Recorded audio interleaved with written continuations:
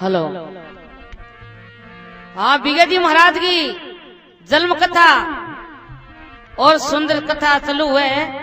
तो भाई लोग माता बहना कोई सुनने की इच्छा है, पत दिन का धोखो रह चलो मैं कथा कौन सुनी और लोगों ने कथा कोई कौन सुना वाला मैं ही सुनावा था।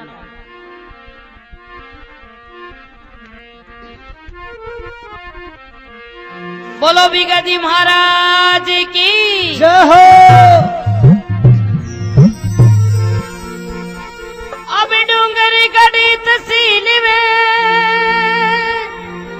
तो रीड़ी दरा है धाम,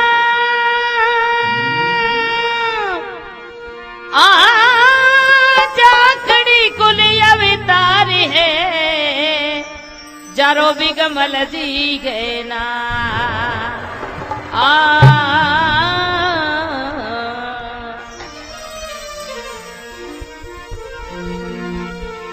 अभिराग का नाम कल्याण है, तो बिगमाल का नाम कल्याण, जिसके घर बिगमाल की कथा के वो घर सदा कल्याण। बोलो वीर बिगाजी महाराज की जय हो। तो के डूंगरगढ़ तहसील में रीड़ी दरा है धाम, जाखड़ को अवतार है बिगमल दी है ना, तो गढ़ रीड़ी के माँ लाछो जी आ तो बांगे बड़ाई बड़ा लड़का जकांगो मेहंद जी ना हो, मेहंद जी 50 साल की उस टाइम हो गया, कोई संतान को नहीं हो, तो मेहंद जी शंकर भगवान की सेवा करी है। भगवान शंकर प्रसन्न हो गए, मेहंद जी ने कहने ला गया के मेहनतन के चाहिए। मेहंद जी के महाराज और तो की कमी नहीं है गढ़ में, मेरे एक संतान कौन जो आपकी सेवा करिए। भगवान शंकर के लाग्या जा तेरे 9 महीने पुत्र होसी, ऐसो बड़ा कारी भलो छत्री और प्राय दुख काटलो, नाम रख दिया वीर बिगा जी महाराज। तो बिगा जी महाराज क्या मेहंद जी के घरे जन्मो लेवे है और क्या बिगा जी महाराज की सुंदर कथा चलो और के बात बने किया जानी जे अब रीड़ी दरा है दाम बिगे मली नाम चकड़ी अभी तारी चकड़ी अभी तारी ओ महाराज चकड़ी अभी तारी हेदी हेदी चकड़ी अभी तारी मेरे पिता को नाम माता सुलतारे पिता का नाम माता सुल्तान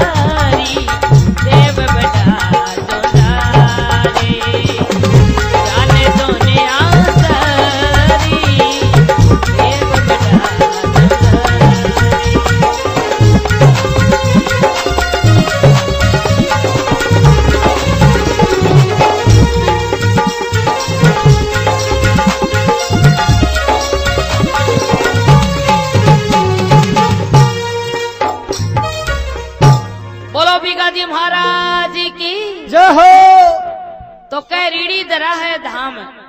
बिगमल दी है नाम जाखड़ कुल अवतारी महंत पिता को नाम माता सुल्तानी गोदारी जरा मामा भीमदान चूड़ नाने को नाम जात का गोदारा तपधारी बे होता गरीबों का दास जाने जुग सारी बिगोजी गवा का आज्ञाकारी बे सेवा करता भारी बिगोजी महाराज छोटा तकाई गौ माता की सेवा किया करता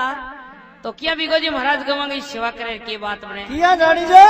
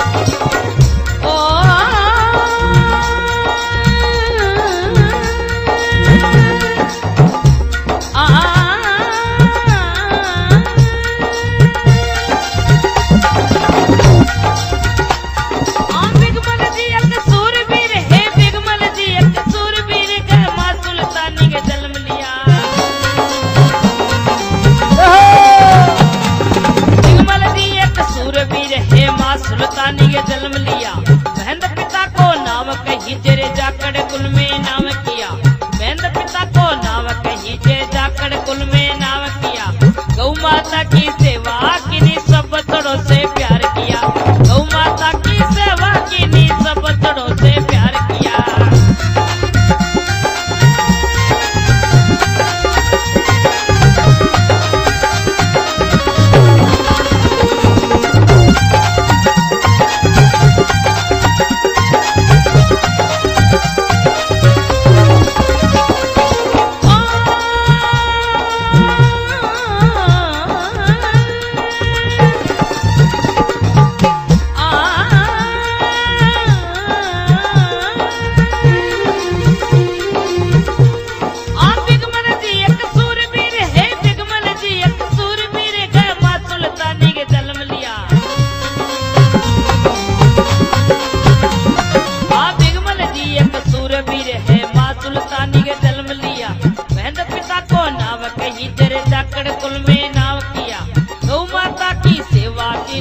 बछड़ों से प्यार किया धर्मराय ने यसी लिख दी सूरवीर छतरी दाया धर्मराय ने यसी लिख दी सूरवीर छतरी दाया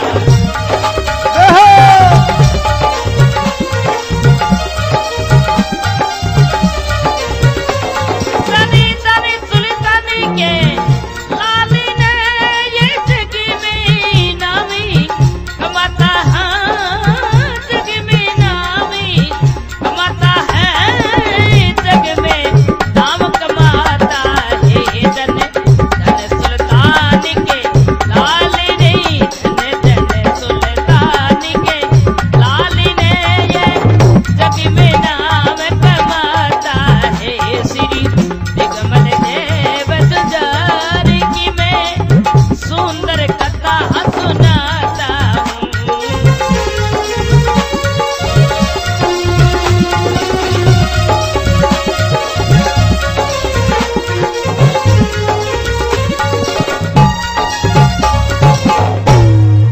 बोलो वीर बिगाजी महाराज की जय हो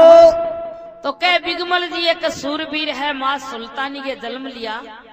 महंत पिता को नाम कही जय जाखड़ कुल में नाम किया गौ माता की सेवा की नि सब बछड़ों से प्यार किया धर्मराय ने ऐसी लिख दी सूरवीर छतरी जाया बिगा जी महाराज गए धर्मराय जी ने ऐसी बात लिखी है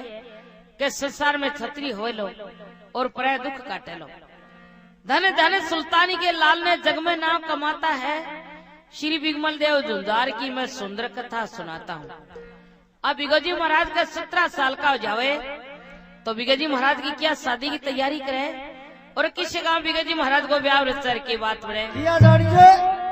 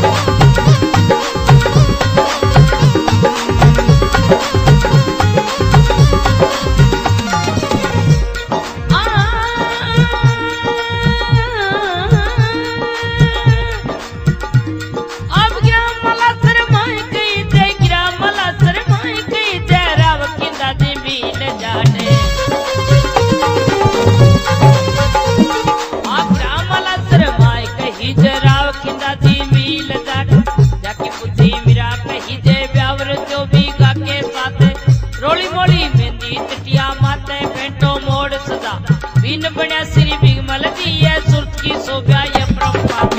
बड़ा श्री बिगमल जी है सुरत की शोभा ये परंपार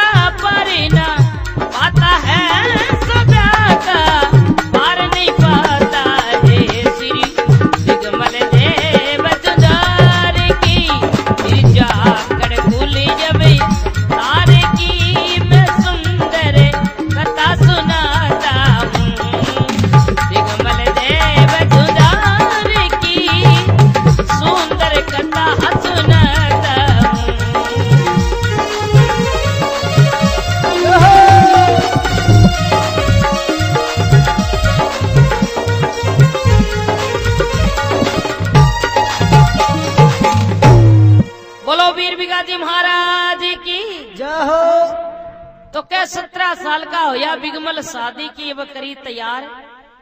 ग्राम माला शर्मा कही जराव खिंदा जी मील जाट मेलान गांव के माँ खिंदा जी नाम करके चौधरिया जात का मील तो बंग मीरा करके एक लड़की बिंग सग बिग जी महाराज को ब्याह रचो है ग्राम माला शर्मा कही जराव खिंदा जी मील जाट जाकी पुत्री मीरा कही जय ब्याह रचो बिगा के साथ रोली मोली मेहंदी चिटिया माता फेंटो मोड़ सदा बीन बड़ा श्री बिगमल जी सूरत की शोभा परंपार बिगो जी महाराज बीन बड़े खड़े हुए है तो कह शोभा को कोई पार नहीं है अब बिगा जी महाराज का जांगड़िया मारला छोरंग इतनी आजाल जी ढोलक बाजालियां तैयार बैठा तो क्या बनड़ा गावे के ही महाराज आप तो जो श्री कृष्ण जी बीन बड़ा जिससे आपकी सूरत थोड़ी बड़ी प्यारी है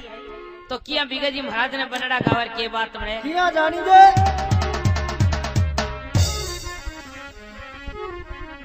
आजा खड़रानो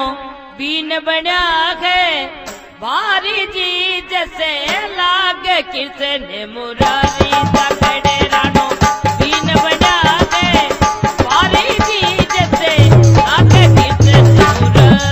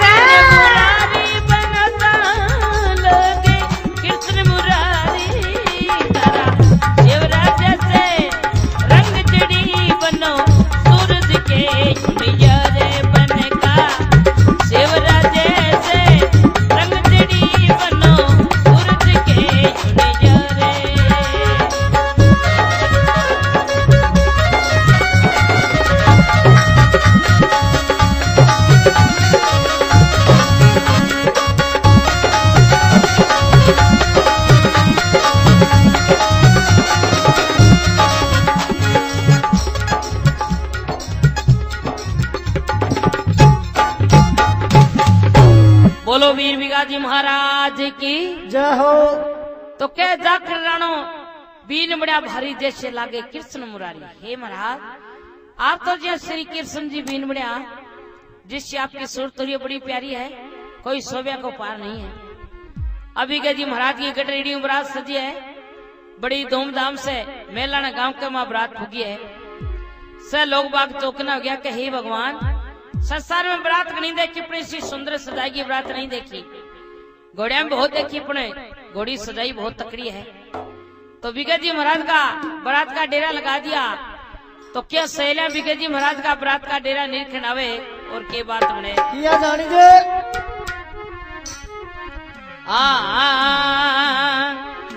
बिगमल जी यो महाराज मैं तो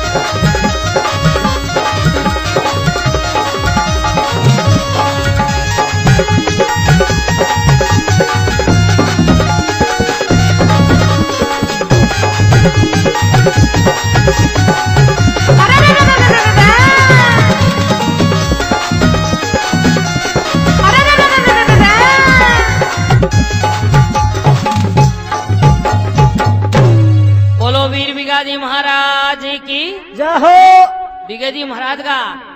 सहेलियां डेरा निरखे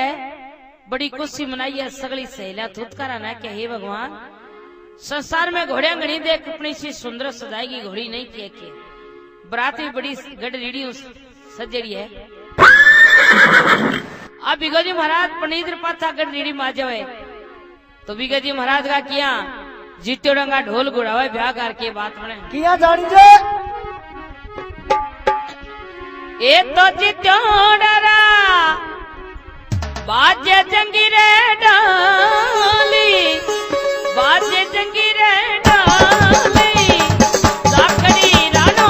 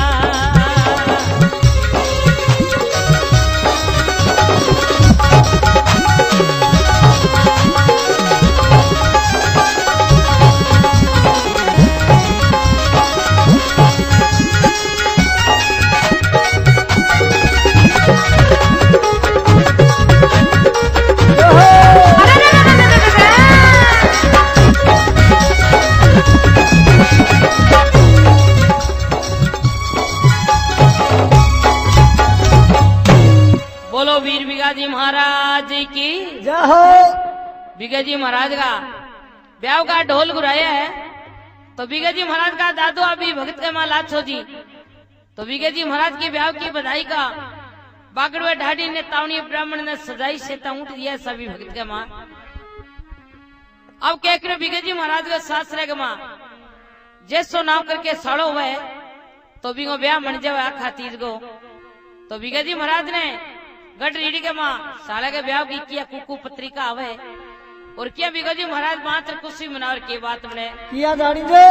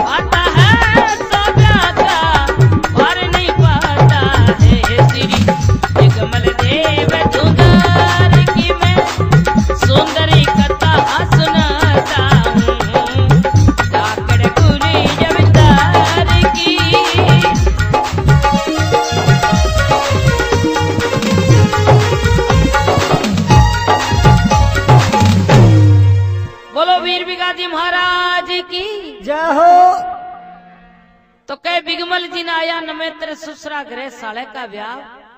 साले जी का ब्याह सुने जब रोम रोम में खुशी मना। बिगो जी महाराज साले के ब्याह सुनी है तो बड़ी मन में खुशी मनाई है और आपके कपड़ा लता की सजाई करी है। पाग कसुमल केसरिया जामो पाचो कपड़ा लिया सिमार शस्त्र पाटी खूब सजाया ढाल तरवारा लीनी लगा रेशम हंदा धनुष चढ़ाया बाण का बतारिया कसा। बिगो जी महाराज आपका शस्त्र पाटी भी सजा है। अब सासरे जाने वास्ते घोड़ी की सजाई करे और आपका कारवां सागले जाने वास्ते तैयारी करे समाचार करे। घोड़ी की सजाई करे और बागड़वे ढाडी ने तावणिये ब्राह्मण ने ताकवे नाई ने घेरवे कोटवाल ने आने समाचार करे कि आप आपकी तैयारी कर लियो हमारे सासरे में साला को ब्याह मंड गयो और हमारा सागे जाना जरूरी है थाने। तो क्या कारवांगिरी घोड़ी की बिगो जी महाराज सजाई करे के बात बने किया जानी जो।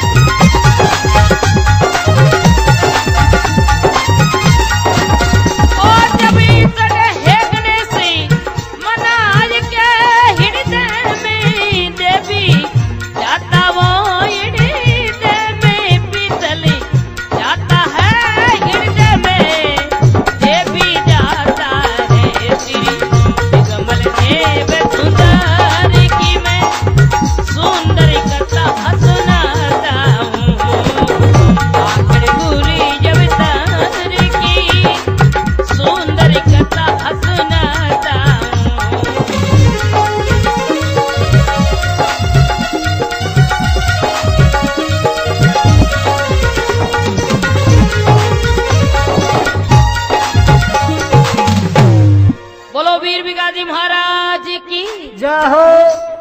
तो कह गल घोड़ी के सजो बाणनो समरण काठी रिया लगा इरापना से जड़ी लगामा मोती मुकुट के तुरंग चढ़ा डाडी जी ने ढोल सजाया पंडित ने लिया वेद समाज नाई जी ने लीनी रिचानी सूरवीर के साथे जा काला कुत्ता लिया जो संग में देवी का लिया ध्यान लगा जब चढ़े गणेश मना के हृदय में देवी ध्याता है श्री बिगमल देव झुंझार की मैं सुंदर कथा सुनाता हूँ। अभी गोजी महाराज कारवा ने सागर ले लिया एक कालो कुत्तो भी सागर लियो है तो किसी टाइम में शास्त्र का नहीं रवाना हो जा बिगा जी महाराज के बात बने किया जानी जे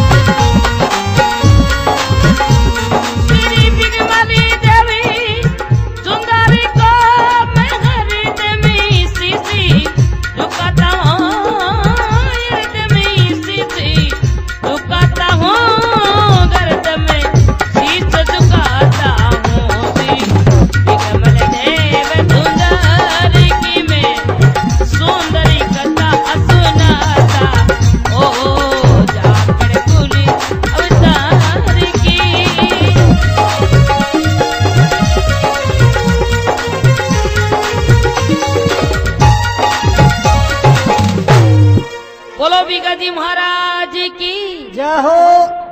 तो के सांझ सवेरे हवे रवाने भोर के तड़के पहुंचो जा सुसरा जी का बाग न लगा वहां पर दिया तमू लगा हुई रसोई जिमन पधारो ससु ने दिया भोजन बनाए चंदन चौकी थाल पुरुष्यादा सी रही चमड़ डुला पंतानी ने थाल पुरुष्यावती से भोजन रही लगा सुबह सुब पंतानी रोवे नैनम आंसू रही बुहा पंतानी ने रोत देखी जब सूरा बोलिया है धुंधला बिगोजी महाराज पंतानी ने कहने लाग गया के थारा क्या पानी के उसरे खर्चो लागे तो घर लागे बात की है मारे वास्ते भोजन पुरुष है थारा क्या पानी उसरे के बात है पंतानी के महाराज खर्चे की तो के बात है तो कहिए कोई बात याद आगे जना क्या पानी उसरे बोले नहीं बात बताया मैंने मैं भी भोजन करा को नहीं छत्रिया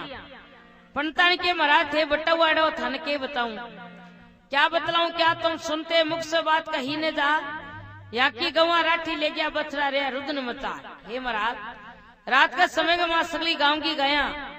राठी डाको मार ले गया चोरी करे और छोटा छोटा बछड़ा ठहरे रह जहाँ याद आ गया बिगोजी महाराज बोले गांव की गया ले गया सगला गांव का सुत्या पड़े है बोले महाराज और के करा अब उन्हों एक गुजरी आईडी 1000 गाय ले बिना ध्यान पड़ेगा आपने भी गाय ले गया और रीढ़ी के सरदारा को लड़को है जार पुकार करा तो अपनी एक आधी गाय तो पाछी देवा चाह पानी क्या बनावा तो गुजरी रोती रोती बिगे जी महाराज ना रहे के पुकार करे के बात बने किया जान जो अब सूर्य बसी सरिदा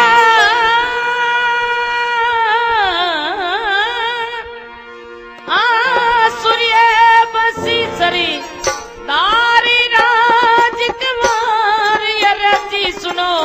मारी यरती सुनो मारी ओ महाराज यरती सुनो मारी हेदी यरती सुनो मारी मैत्रिया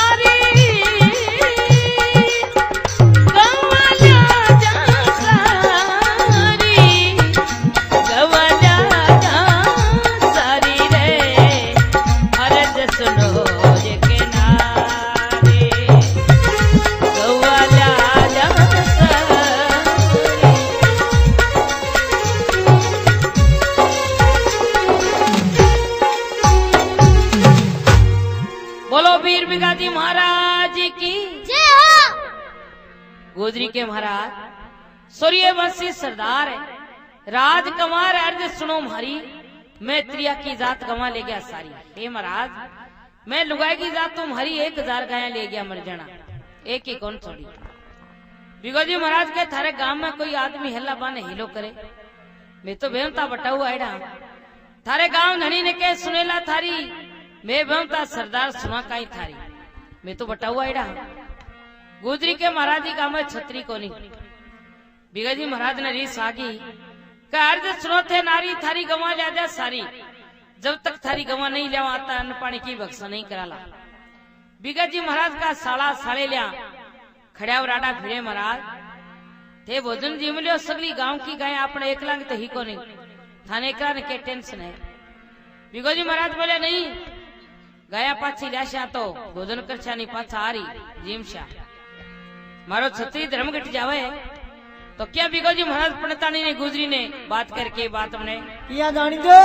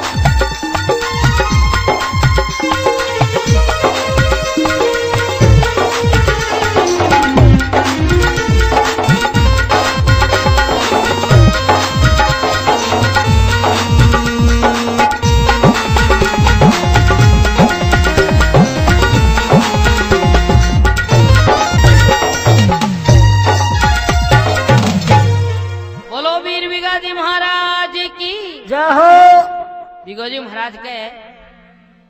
पड़तान की बात सुनी जब सूरवीर के लागी है,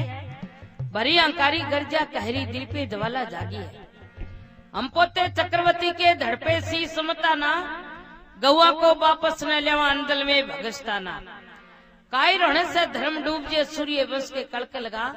माँ सुल्तानी का दूध लाजे और लाचन दादा रे शर्माए, चूड़ नाने का वंश लाजे मामा की मरे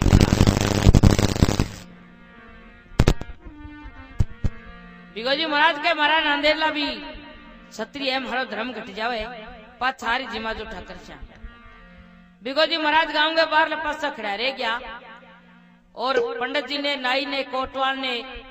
ढाडी जी ने केड़ ला गया कि भाई लोगों अति जेज मत तो सास रायो और मत तो गायेंगी बाहर में चढ़ू थे पाचा घरे जाओ मारे सागे चाल छो।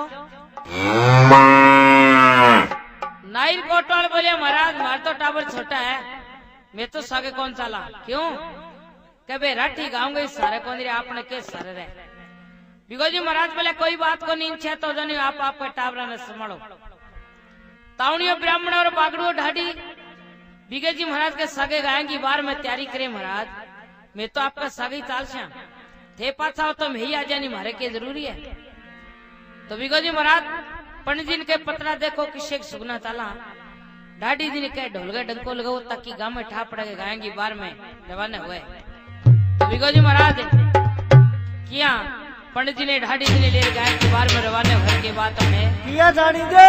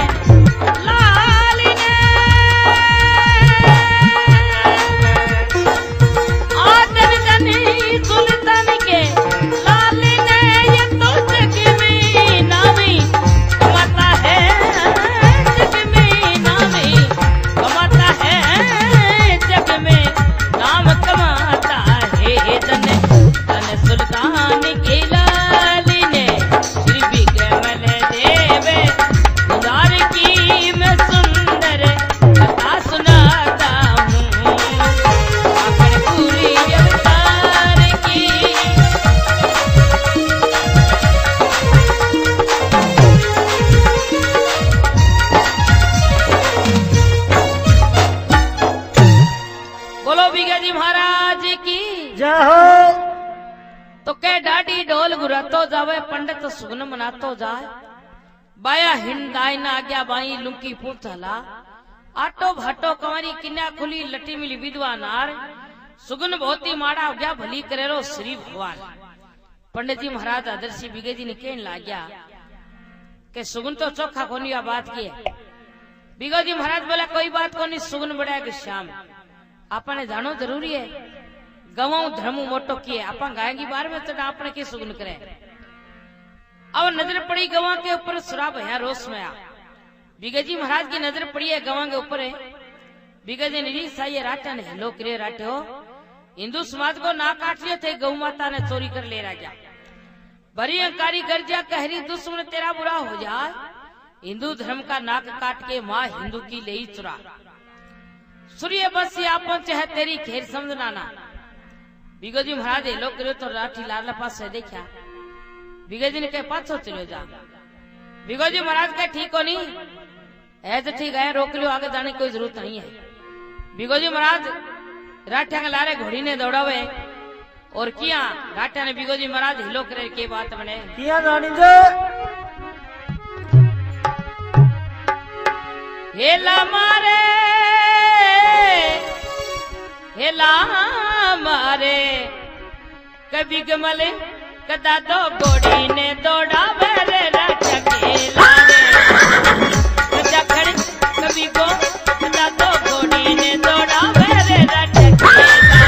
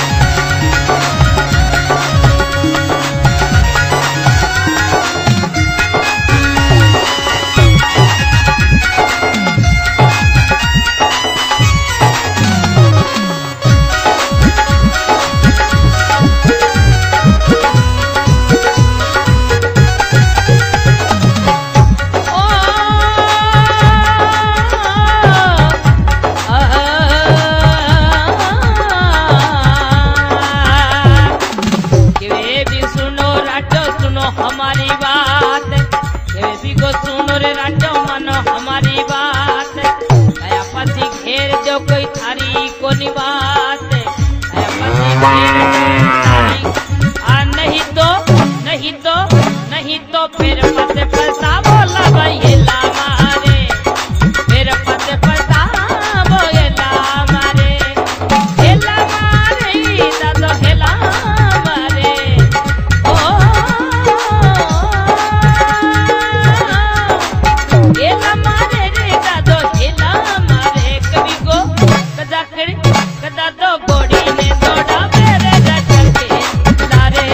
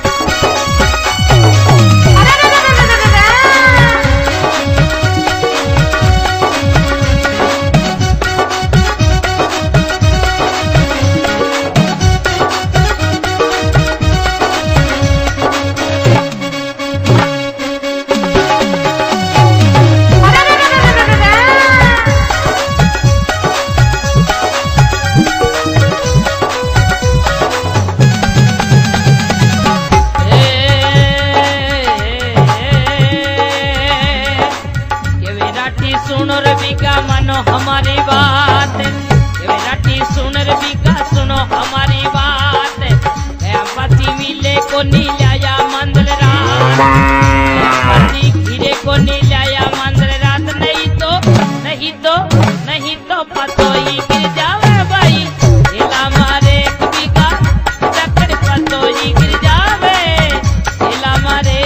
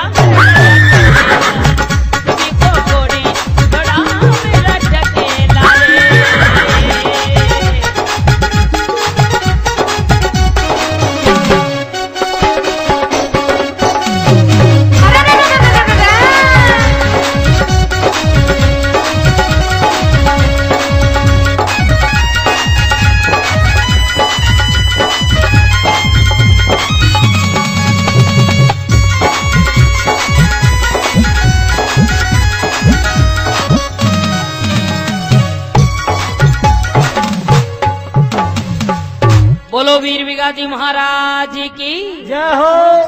बिगोजी महाराज घोड़ी की लगाम खींची है और राठिया ने लो करे के दादो घोड़ी ने दौड़ावे राठिया के लारे दादो हिला मारे। बिगोजी महाराज राठिया ने कहे थोड़ी घोड़ी रोक लियो एर माने बहुत तंग हो रहा थे ए गाय पाछी गए तो ठीक सी चाहे कितनी दूर चला जाओ थारी लार कौन छोड़ू गया पाछी घेरा मिना ए ठीक है गया पाछी घेर दो थारी मारी दोनिया खीरे जवाए जाने के हेरा ठो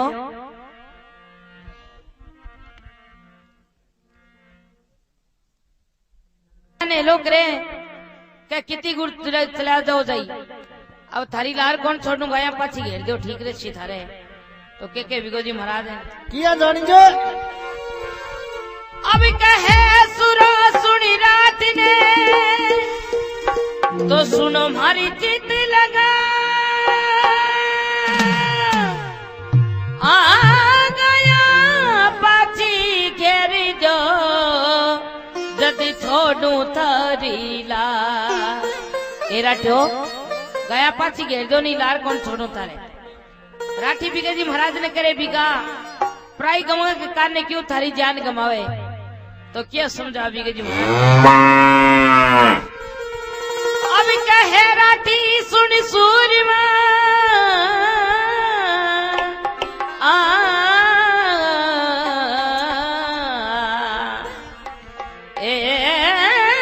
कहे राठी सुन सूरमा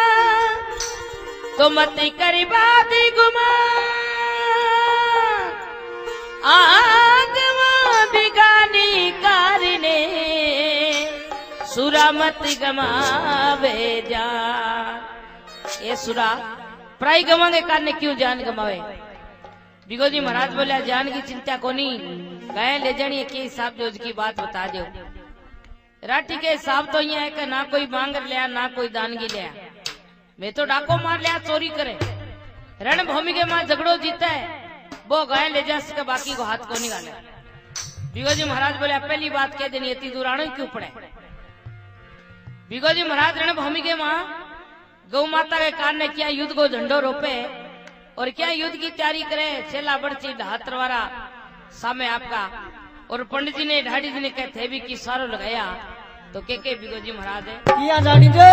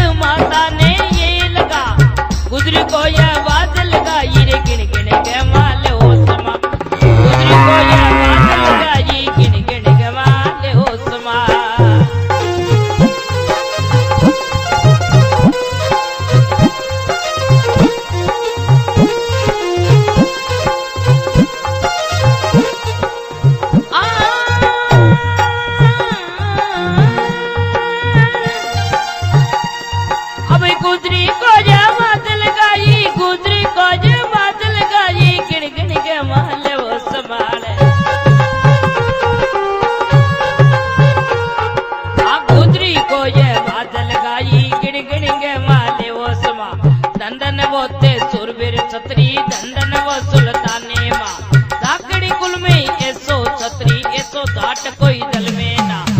गवा को सिर मोर करेलड़ो छोड़ी आया लाया ना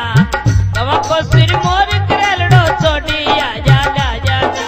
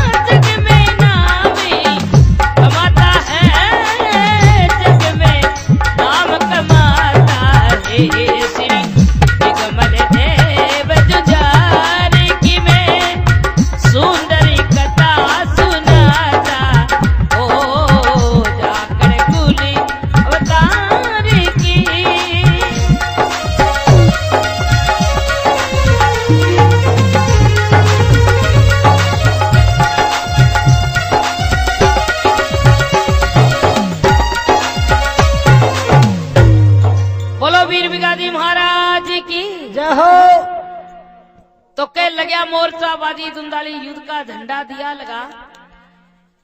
सेला बड़ची ढाल तरवारा बाण का बतारिया किसा बाण पर बाण चलावे सूरो सोन जैसी झड़ी लगा बिगे जी महाराज का बाण चाले जहाँ साण भाजो की झड़ी लगा धरती कांपे अमर धुजे दुश्मन का दिया होश उला दाढ़ी ढोल की ढाल बना ली पंडित थाल का चक्र चला कटकड़ शीश पड़े धरणी पर सूरवीर ने मौका और साधन तो होको नहीं रीस आई है तो साधन बना दिया है साजांगाई पंडित जी महाराज का थाल चाले दिया महाभारत में कृष्ण भगवान का चक्कर चाले कटकड़ शीश पड़े धरणी पर सूरवीर ने मौका उथल उथल कर घोड़ी मारे लाट तटाप सारी खपा ढाडी बीपर काम आगे राठा जी ने जान खपा हाकल मारी जटे सुरुए सब का दिया चका चुरा बिगा जी महाराज ने रीस आई है राठा ने हिलो करियो है कि मेरे सगड़ा ने मार दिया थाने एक नहीं कौन छोड़ो राठ 500 मारिया सुरे सबका दिया गर्द मिला गौ माता का बंधन काट के मेला गांव में दही पहुंचाए बछड़ा दूध प्रेम से पिए गौ माता ने ये लगा गोदरी को आवाज लगाई गिन गिन गवा ले संभाल बिगो जी महाराज गोदरी ने हिलो करियो थारी गाय संभाल ले गोदरी 12 गाय देखिए मन में खुशी मनाई है बिगे जी ने धन्यवाद दिए है बिगा धन धनवते सुरवीर छतरी धन धनव सुल्तानी माँ जाखड़ कुल में सो छतरी सो जाट कोई जल में ना ये बिगा धन्य तेरी माता सुल्तानी ने सूरवीर जल में तो सो ही जल में सगली गाय ने गिनी तो गुजरी उदासी होगी के महाराज सगली गाय तो लेर आ गया पड़ा गायंग सागे को एक बछड़ी बिन छोड़ रहा गया काम अदखलो कर दियो इसे उठाऊं तो मैं थारे सागे चालती बिगो जी महाराज के सागे चालती तनठा पर तो गाय की आई है गुजरी के लागी महाराज मन तो सगली बात को ध्यान है मैं सूरवीर छतरिया के सागे उतार लेती आई हूँ तेजे जी सागे मारो लाचा गुजरी ना हो बाबू जी सागे मारो देवल गुजरी ना हो और आपके सागे मारो उन्हीं गुजरी ना हो जो भी छतरी आया मांगे मैं सागे आती आई हूँ पर सागे को नहीं जना काम अदखलो कर दियो गुजरी बिगे जी महाराज ने कही महाराज गाया ना कोई पानी पिए ना कोई चरे काम मारा अधूरो कर दियो थे तो के बिगे जी महाराज ने किया जानी जे अभी कमा लाया थे मोड़ी के ले आया छोड़ी ऋषि गणी अब ऋषि गणी आवे तो महाराज ऋषि मन आवे हे दी ऋषि गणी आवे सोना लागे हानि कया अरी डावे रे सोना लागे हानि कया अरी डावे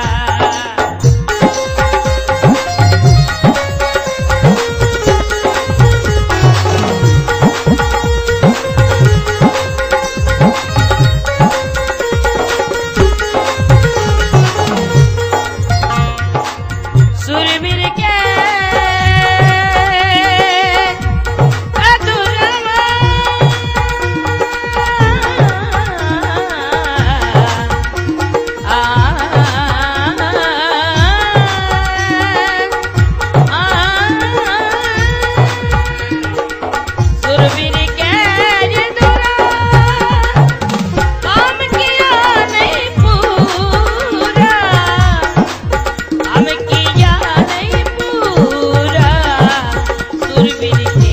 के अधूरा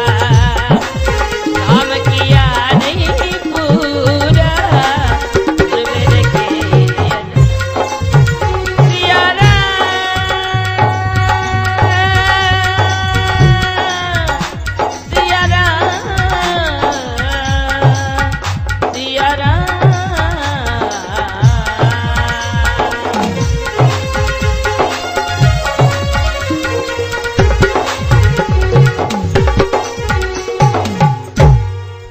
बोलो बिगा जी महाराज की जय हो। गुजरी के गवा लाया थे मोड़ करे लाया छोड़ रीस गणी आवे बी बिना सुना लागे ठाण गाया रड़ावे। हे महाराज सगली गाया ना कोई पानी पिए ना कोई सरे देख लियो रड़ान लाग रही है। बिगा जी महाराज के तू गुजरी नहीं है मारो कोई काल दिखे तू गुजरी नहीं है काल रचो ते दाल गुजर नखराली एक बात से के काज कूद रचे भारी। हे गुजरी एक बात से कान बड़ो भारी तू कूद करे नहीं। गुजरी कहते सुरवीर के अधूरा हमारा काम किया नहीं पूरा ठीक है अधूरा जो काम दिखलो कर दियो अधूरा को नाव लियो का बिगज ने रीस आई है एडी की लागड़ी चोटी लागी है घोड़ी के चाबक हमारी है घोड़ी आई तूने पाछे गिर जा अधूरा बता दिया पूरा होरी बताशा घोड़ी माथो लाल महाराज जानो तो ठीक हो नहीं मुस्सा निकल रहा बिगोजी महाराज के घोड़ी लारे दुख में सुख में मैंने बहुत साथ दियो है और एक बार हमारी लाज और राख दे तो घोड़ी ने के बिगोजी महाराज की बात में किया जानी दे।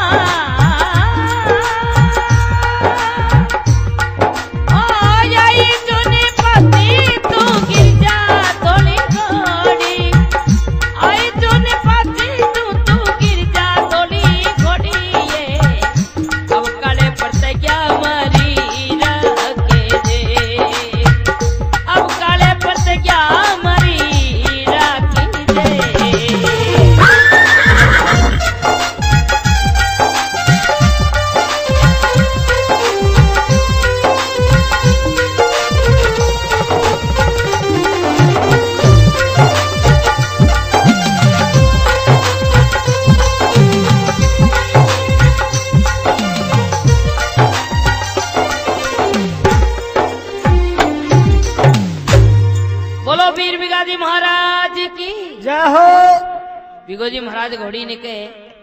आइज ने पाछी गिरजा धोली घोड़ी बतना का बांधोड़ा पाछा चाल श्या दुख सुख में साथ दियो धोली घोड़ी उबकाले प्रतिज्ञा मारी राख दे। ये घोड़ी एक बार मारी लाजो राखी घोड़ी के महाराज काठी की तंगी कष्टो बिगा सुरा थाने पौन वे घर पहुंचा दिया। ए महाराज लाद राखनी का हाथ का नहीं है और फुगानो मारा आता थान फुगार देशो। घोड़ी शक्ति पौन बेग होकर के राठियाली जोड़ी पर बिगोजी महाराज ने ले जा छोड़ दिया है। बिगोजी महाराज ये लोग करियो राठिया ने कहा एक बाछड़ियो सो रेगी बताओ है महाराज आगे कर दियो। राठी बोले बाछड़ियो तो कह रहे गयो पेल काल थारे सागाला ने छोड़ गए अब क्या थारे रहने की जीव दिखे। बिगोजी महाराज बोले रहने की तो चिंता को नहीं वो बाछड़ियो पकाना जरूरी है। ओके साहब देशो जी बात है ये बताओ। राठी बोले हिसाब तो वही है का लाड़ो देह तो ज्यादा हुई को नहीं। बाछड़िया काने बिगोजी महाराज है फिर भी राठिया के सगे क्या युद्ध की तैयारी करे की बात हमने किया जानी जे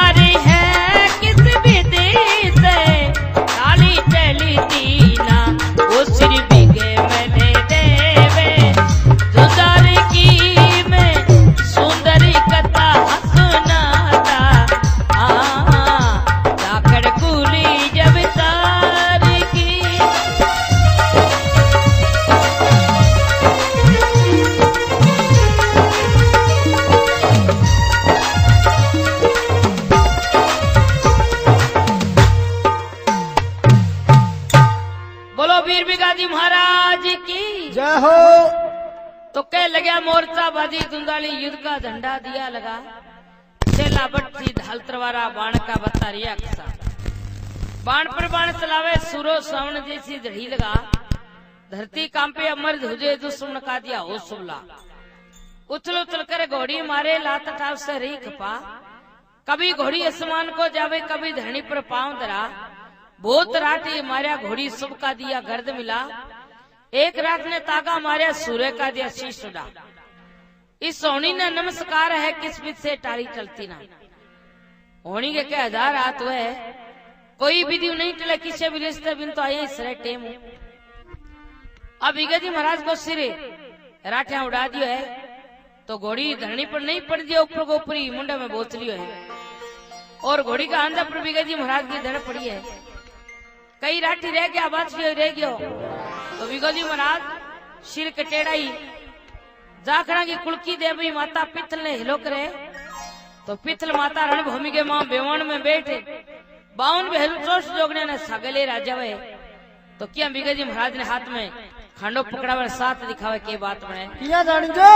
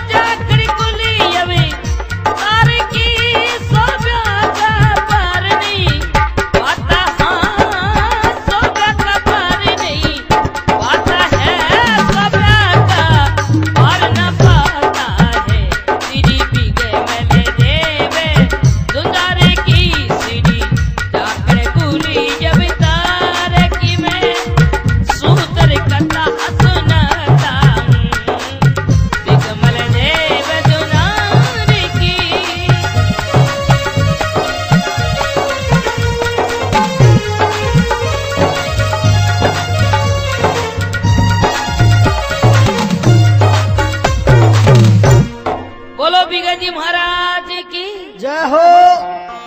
तो के घोड़ी ने जब शीश उठाया सूर्य की धड़ रही कमला, जाखड़ कुल की देवी धई माँ पीतल पहुंचिया। माँ पीतल ने शक्ति दे दी, सूर्य लीनी खड़क उठा, 52 बहरू चोष्ट जोगना सूर्य को रे साथ दिखा। बिना सी तलवार तालती राठे फौज खपाई, मार मार के राठे ने खून की नदी चलाई। बरबर खप्पर पिए पीतल रण में नाच नचाई, बछड़े को आजाद करके मेला गांव पहुंचाई। बछड़े ने आजाद करे और दई देता सब मिलकर आजाद कर मेला ने गांव पुगा दी है। अब घोड़ी रणभूमि का माँ एकली खड़ी है, बीगे जी शिर और धरने लिया तो क्या गढ़ रीडी का नहीं रवाना हो जाए घोड़ी। गढ़ रीडी में माता सुल्तानी के नावर की बात बन जाए। किया रानी जी।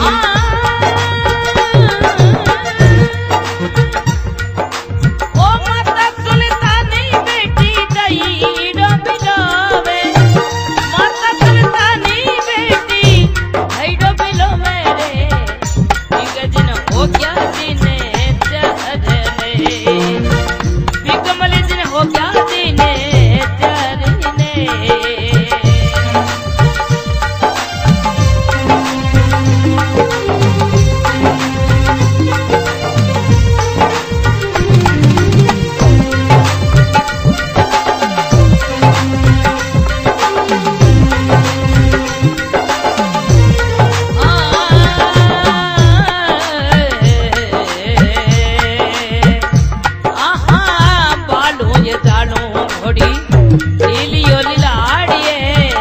बालू ये दड़ो घोड़ी लीलियो लाड़िए घट तो मरवायो बिगमले लहदने घट तो मरवायो बिगमले लहदने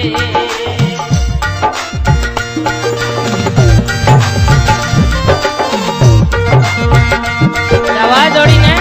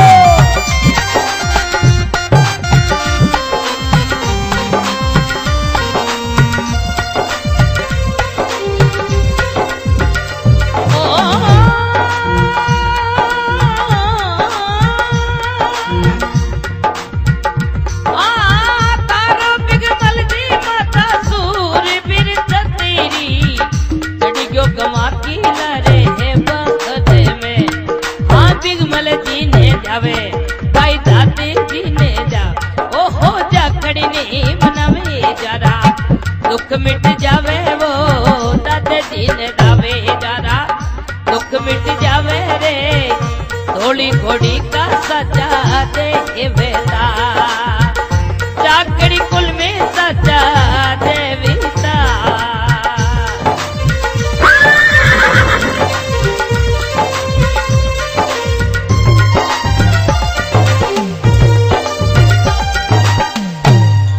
बोलो वीर बिगाजी महाराज की जय हो। तो के रण में सताल घोड़ी गांव रीडी माई माता सुल्तानी गोपी बार ने माता सुल्तानी बैठी दही बिलो बिगाजी ने हो गया दिन 4 बजे की टेम माता सुल्तानी चिंता करे के बिलोणो बिलोमती तो दही को कलियो गालती शास्त्र में जार बैठ के 4 दिन हो गया आयो कौन की बात होगी गढ़ के दरवाजा आगे घोड़ी पोड़ मारे है माता सुल्तानी खड़ी और गढ़ का किवाड़ खोलिया के घोड़ी आगे दिखे घोड़ी की हालत देखिए तो माता बड़ी दुखी है के घोड़ी तन भर भर कटोरा दूध का पाया तू भीगे की आ हालत करा ली है, नस कटी है, धड़ कटी है, मैंने मुंडो ना दिखा चली जा पारे तो घोड़ी के माता मारो कसूर नहीं है, नहीं मैं रण में आखरी ना एक जगह खड़ी रही हूं तो थारो बिगमल जी सूरवीर छतरी बोतड़ियो गवा की लारे बार। हे माता मैं सजा दजा सासरे लेगी मारी बात मानी नहीं है और थारो बिगो जी संसार में मरियो नहीं अमर हो बिगे जी ने ध्यावे बांगा दुख मिट जावे धोली घोड़ी का साचा देवता। हे माता धोली घोड़ी का जाखड़ कुल में साचा देवता है और थाने भी अमर करे। बिगे जी ने ध्यासी वो माता सुल्तानी को पिता मेहनजी को थारो भी नाम अमर कर दियो है। अब घोड़ी के मुंडा में बिगे जी को शिरो को गढ़ रीढ़ी में छूट पड़ गयो, घोड़ी घनाई पोड़ मारे हाथ नहीं है धनी में गिरागा भुग्यो तो सिर की देवली बिगे जी महाराज की गढ़ रीढ़ी में। अब माता सुल्तानी आदरिया ने कह लागी देखो क्यों अति जेल में सिर तो उड़ा दियो, घोड़ी के ठकुन ने गमायो है, हाथी को नहीं आयो, गढ़ का क्यों ढक जो घोड़ी बाने ने चली जावा धन न ले रहे, नौकर चाकर खड़ा और गढ़ का क्यों ढक दिया है। घोड़ी कही जाए तो गढ़ में घूमी है, भगवान का सिंजोग पीना धरने ले गढ़ के ऊपर आकर घोड़ी उड़ान करे तो किसी दिशा में ले जावा धरने की बात है।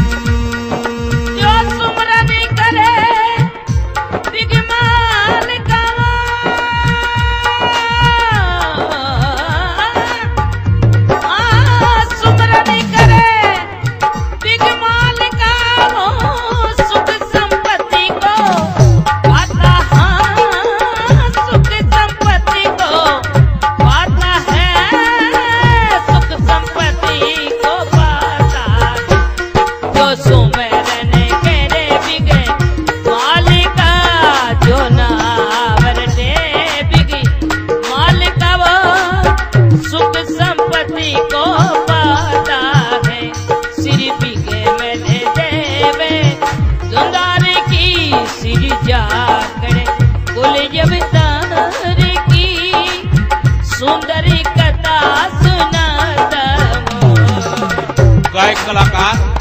अर्चना देवी जी और ढोलक पे साथ दे रहे हैं भाई आमीन मालिया लाल अमदेसर, और पेट पे साथ दे रहे हैं भाई राजू जैसन सर, और गलफा ले रहे हैं रमेश बागड़वा। क्या बात है। श्री बिगमल देवे दुंगार की वो मत सुंदरी कथा सुनाता हूँ, माँ सुल्तान के लाल की सुंदरी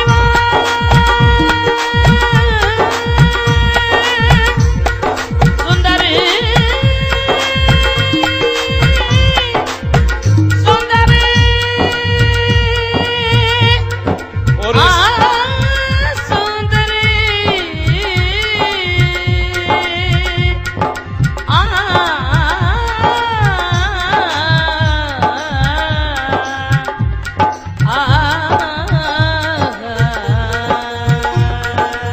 और रिकॉर्डिंग कर रहे हैं भाई परमाराम बापू, जो पीछे अंकारा दे रहे हैं राजू जी भार्गव, बहुत अच्छे बोलते हैं। और जोड़ी पे है भाई सोहेल बागड़वा, संदीप